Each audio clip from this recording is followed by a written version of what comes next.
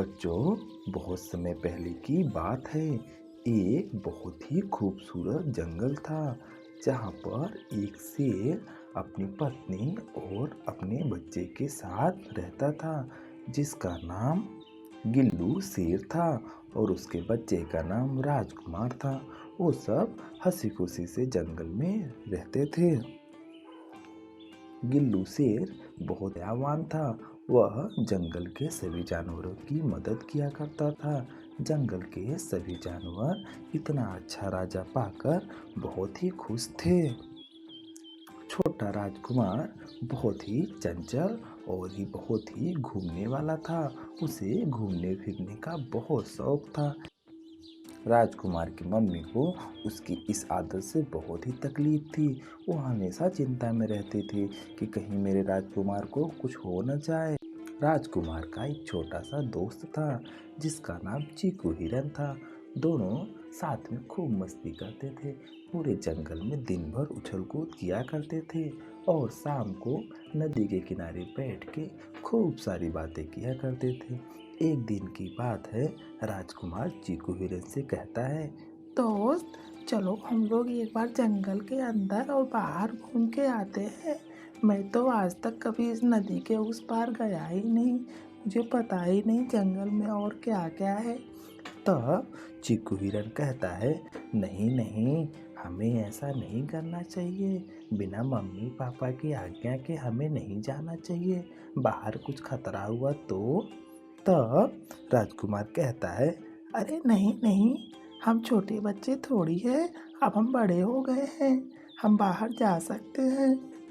और फिर किसी तरह से चीकू हिरन राजकुमार को मना लेता है कि हमें नदी के उस पार नहीं जाना चाहिए बिना आज्ञा के। और दोनों अपने घर वापस लौटने लगते हैं। तभी उनकी नज़र बुल की लोमड़ी और सारा बाज पर जाती है, जो दोनों आपस में बात कर रहे थे।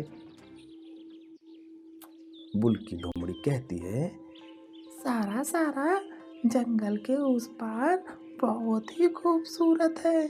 मैं वहाँ पे जाके आई। और सारा कहती है, हाँ हाँ दोस्त, बात तो सही है, लेकिन और तभी राजकुमार उनकी आधी बात सुनकर ही घर चला जाता है। वो उनकी पूरी बात नहीं सुनता।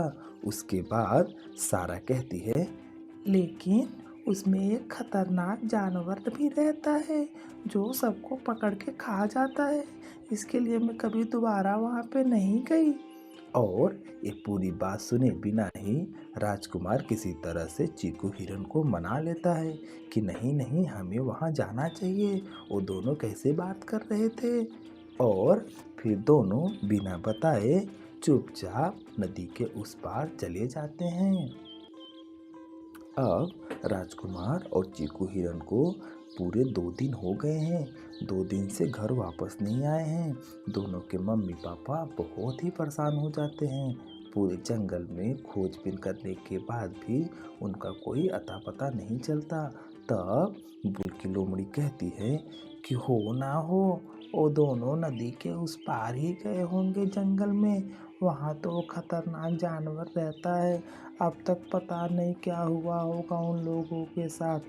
और इतना सुनते ही गिल्लू शेर कहता है, नहीं नहीं, ऐसा कुछ नहीं हुआ होगा।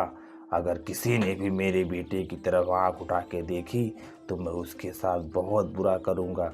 मैं अभी जंगल में जाता हूँ, जाके देखता हूँ क्या हो रहा है उधर। और इतना कहकर गिल्लू शेर अपने बाकी साथियों को लेके जंगल के अंदर चला जाता है। और काफी देर ढूंढने के बाद और तभी गिल्लू शेर को राजकुमार की आवाज सुनाई देती है।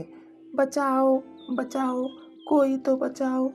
और तभी गिल्लू शेर अपने बाकी साथियों के साथ आवाज की तरफ बढ़ जाता है और वहां पे देखता है वो खतरनाक जानवर बस राजकुमार को खाने ही वाला होता है। तभी गिल्लू शेर अपने साथियों के साथ हमला करके राजकुमार और उसके दोस्त चीकू हिरन को बचा लेते हैं और घर वापस लेके आते हैं। तो दोस्तों, इससे हमें ये शिक्षा मिलती है कि बिना पूरी बात जाने हमें कोई काम नहीं करना चाहिए और अपने मम्मी पापा की बात को कभी भी मना नहीं करना चाहिए। वो जो बोलते हैं हमारी भलाई के लिए बोलते हैं। मिलते हैं दोस्तों अगली कहानी में, तब तक के लिए जय हिंद।